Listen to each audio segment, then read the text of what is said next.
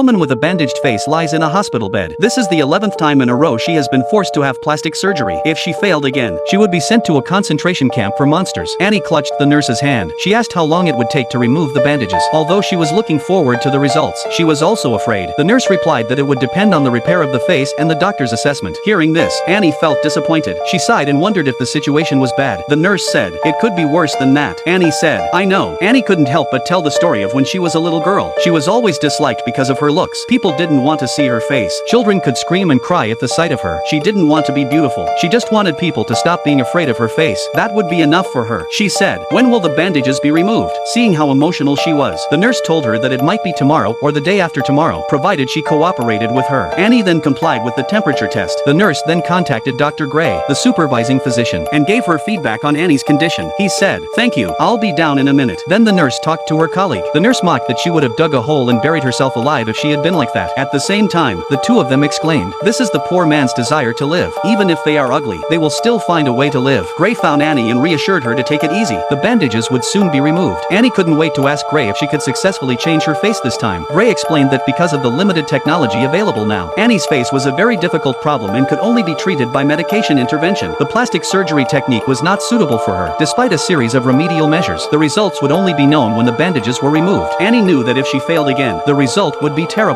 Gray was sympathetic, but the process of integrating into society would be difficult and painful. After spending so much time in the ward, Annie couldn't tell day from night. It was too depressing. She begged Gray to let her go out into the garden to get some fresh air, just for a moment, to pretend she was a normal person. She said she was ugly as hell, but she still wanted to fit in. She said, "I want to be like everyone else. Please, doctor."